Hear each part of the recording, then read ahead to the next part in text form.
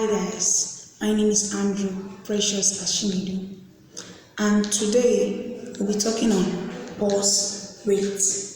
In case you don't know, I deal with anatomy and physiology. Please subscribe to this channel, like and comment. So today we'll be talking on pulse. We're talking on pulse. You can go and check my other videos and watch out for meaning of anatomy, tape-sponging, cell, and all of that. But today we'll be talking on pulse rate. What is pulse rate? What is pulse?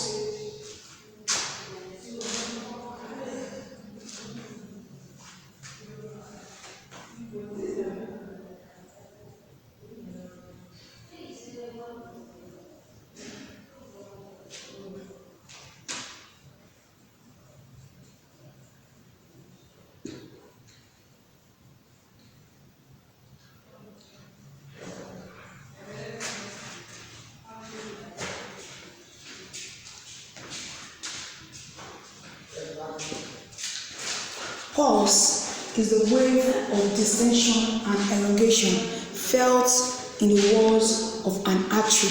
What does that mean? He said the position of an artery is felt at any point where it can be compressed.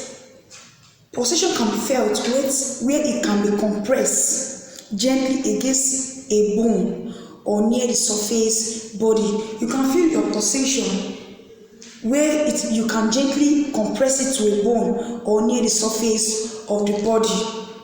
That is pulsation. Pulsation is a wave of distension and elongation felt in the walls of an artery. Now, if you feel your pulse, if you check your pulse, you see that the place is somehow beating. Now, it is felt in the walls of an artery. Pulse can be felt where blood pass through. The point where blood passes through, that is where you can find your pulse. Now, pulse is due to contraction. Pulse is due to contraction of the second ventricle, forcing blood into the quarter.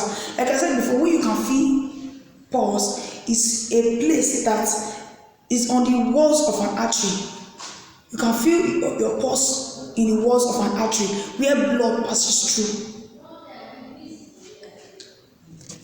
Okay, now factors that can cause variation in pulse rates. What can cause pulse rates? What can make our pulse rate either go up or come down? What can affect our pulse rates? Factors that can cause variation in pulse rates. Number one, we have sex.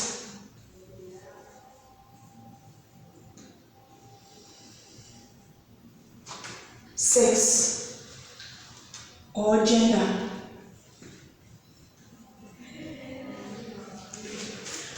Our gender determines our pulse rate. Now, a male or a man pulse rate is lower than that of a woman. And why is that? A woman has a lot of things they go through. They can wake up in the midnight and start walking till whenever, but men could be resting. So because of those labors they go through, because of those work they go through, makes their pulse rate to go high. The average female have a slightly higher pulse rate than the one of men. Now, exercise too. Exercise can make our pulse rate higher, in the sense that when we go out jogging, that's the because of that exercise, your pulse rate too will go high. Yes, as your body is struggling in that moment, as you are breathing high, so is your pulse rate getting high also.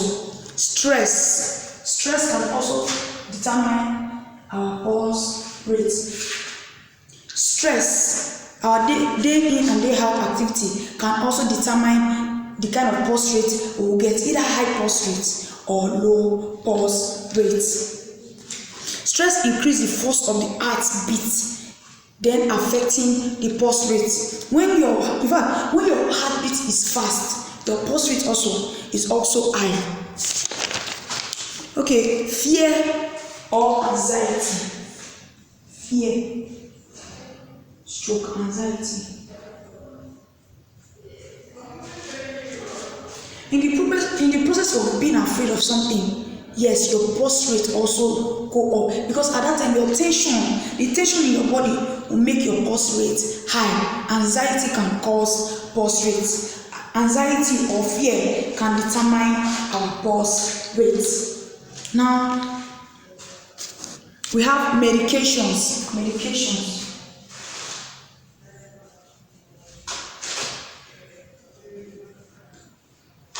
Medications also can determine our pulse rate. There are some drugs we will take. Some medication or drug decreases the pulse rate, while some increases it. There are some medication that increases our pulse rate, and there are some medications that decreases our pulse rate. Like digoxin decreases our pulse rate, and we have vasopressor. Vasopressor increases pulse rate. When you even take vasopressor, sometimes you see that when your in fact even your heartbeat gun will be like it will be really fast. Vasopressor also increases our pulse rate. Now hemorrhage. 6.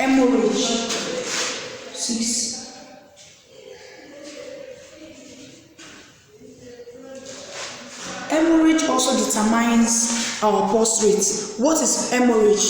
Loss of blood or bleeding. Loss of significant amount of blood from the system causes an increase in pulse rate as the body strives to compensate the loss. When someone is having hemorrhage, which is loss of blood or bleeding, when someone is having bleeding, the pulse rate will go high, because at that point in time the body is trying to compensate the loss of the blood. So because of that, the pulse rate goes high. We also have fever.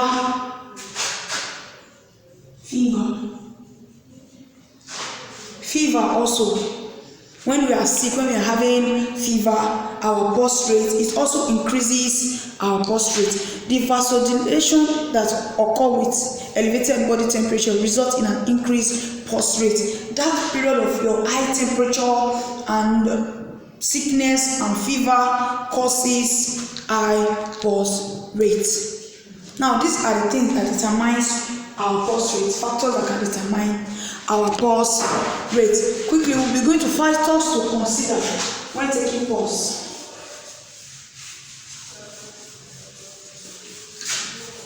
When taking pulse, what are the factors we should consider when taking pulse?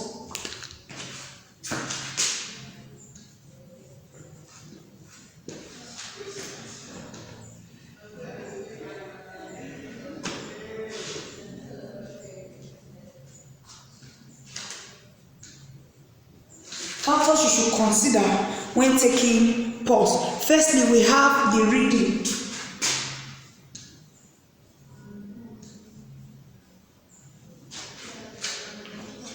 When taking pulse, you must acknowledge or consider the reading of the pulse you are taking. So this is the continuous regularity of the pulse. The reading is how fast is it? How fast is that pulse rate? The reading. You must take note of the regularities of the pulse rate. Oh, the pulse rate is not the one that is fast and slow. It's like an abnormal pulse rate. No, we should take note of the reading of the pulse we are taking. Now, second, say the volume.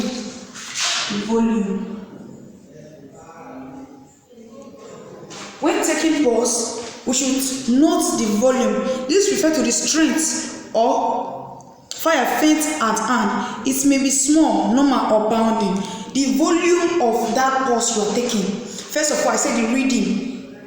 Is it continuous? Is it stopping? Is it having slow and abnormal or abnormalities? Make sure you take note of that. And the volume, this refers to the strength of the pulse.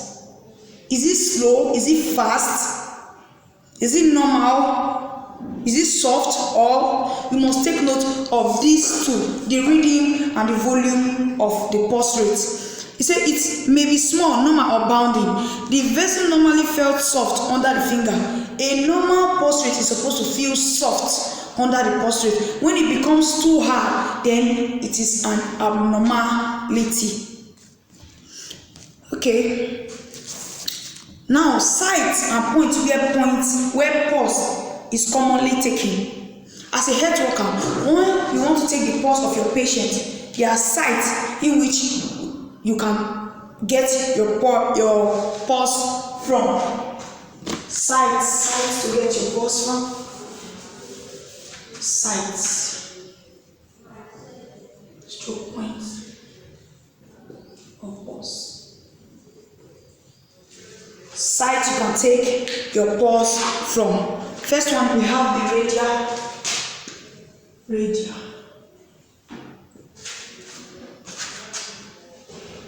Radial, that one is at the wrist, intended to be based on the tongue, under the tongue. The radial is under this thumb, under your thumb. That is at the wrist. You can take your pulse. Okay, let's use this finger. You can take your pulse here. Once you check, you find your pulse rate there. These are points you can take your pulse. And for this one, the wrist, it is called radial. And number 2, we have temporal.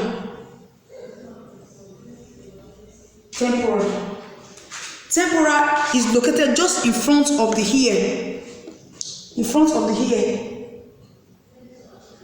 If you check very well, in front of your ear. If you check very well, you find your pulse rate there. Temporal. The radial is under the wrist, under the tongue. Then the temporal is in front of the ear, where the arteries passes through. You can get it there. Remember, we said pulse rate can be taken from where from the walls of the arteries where blood passes through. Now we have the carotid.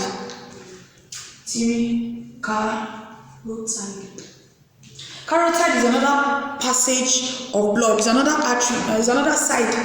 It's the side of the neck. Yes, side of the neck where the carotid arteries passes. It is mostly used for children in case of serious illness. I say carotid is at the side of the neck, and it is mostly used for babies. If you check a newborn baby's neck, it is easier for you to find your pulse. It's easier for you to find the carotid artery, the place the artery passes through at the side of the neck in a baby. It is mostly used for children, for babies. Now the fourth one, we have brachia.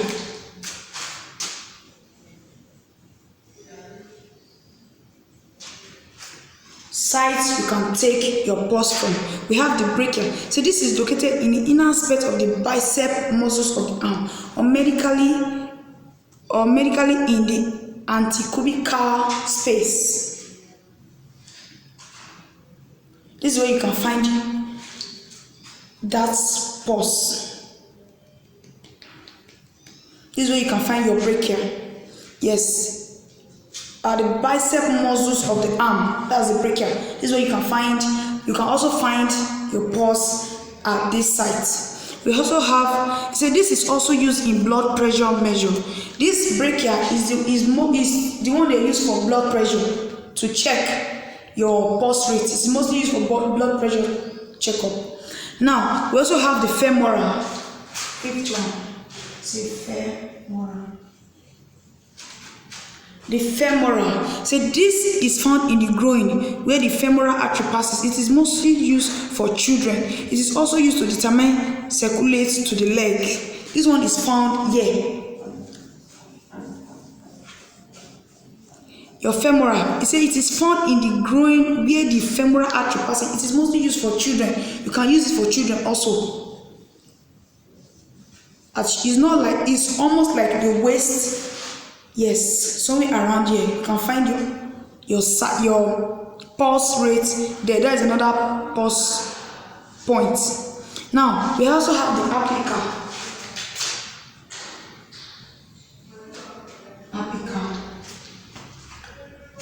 So this can be held by placing the stethoscope of the fifth intercostal space in the midline of the left side of the chest. The fifth intercostal at the chest, the fifth intercostal. You can check the pulse rate using a stethoscope.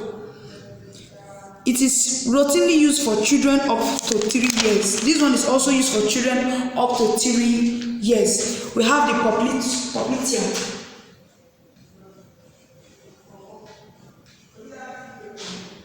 The popliteal, it said behind the nail.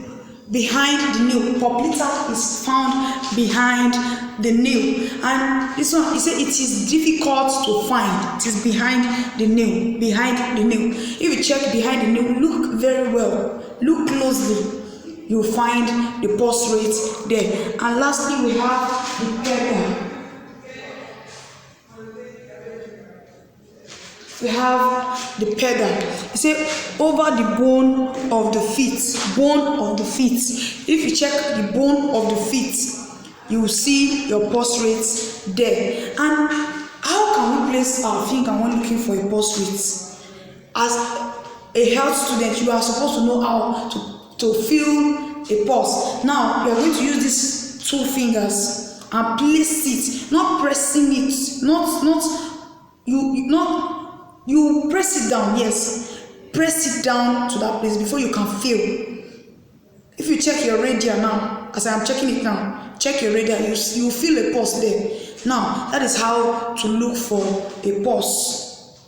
Your 2 fingers press down to the bone, then you feel your pulse there. Now, what can you use to calculate your pulse? When you are counting a pulse, what do you use? You can use a second hand watch, a clock, an indicator, a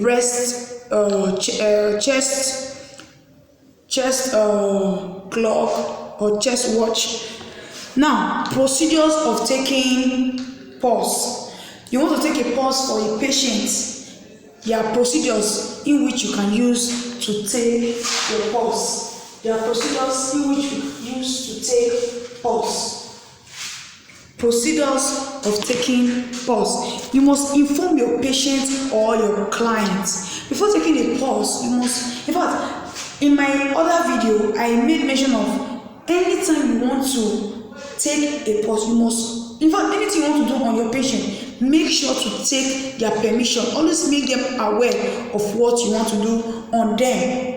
You must inform your patient, then you must explain the procedure to him or her. Explain it to them that this is what I'll be doing on you. Make sure you make them feel, as if the patient to be comfortable.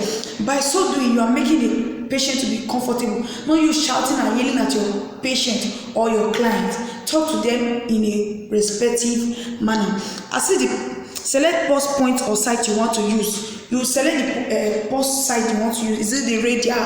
Is it the apical? Is it the popliteal? Is it the temporal? The femoral? Select the one you want to use. Then palpate and count your pulse. Anytime you are taking pulse, always be focused in order for you to count the pulse. Count your pulse. Place first 2 or 3 fingers lightly on the side. Like I said, place your 2 fingers or 3 fingers, then press it down to the bone. You will feel the pulsation and note the rhythm and the state of the vessel wall before counting.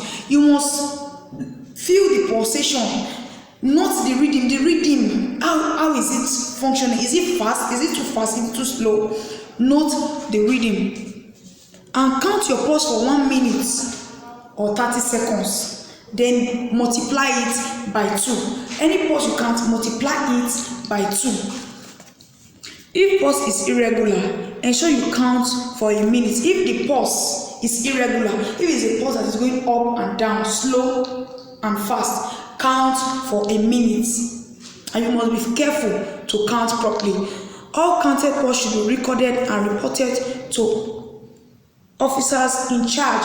When you are done as a health worker, make sure to write them down. Record the pulse. In fact, anything you are doing with a patient, make sure it is being recorded. Not all abnormalities should be recorded on red pen, either pulse rates, blood pressure, or anything. Make sure any abnormality you find, put them down in red pen, so that when another person comes, it will draw attention to, that will draw the person's attention to it. Now, those are procedures of taking pulse. You must always inform your patient. Now, abnormalities in pulse rate. We have abnormalities in pulse rate. Abnormalities in pulse rate. We have the tachycardia. First one, tachycardia. The tachycardia, it said abnormally elevated pulse rate. Tachycardia is an abnormally elevated. That is when the pulse rate is so high. That is tachycardia. When the pulse rate is very, very high, it is called tachycardia. Now we have bradycardia.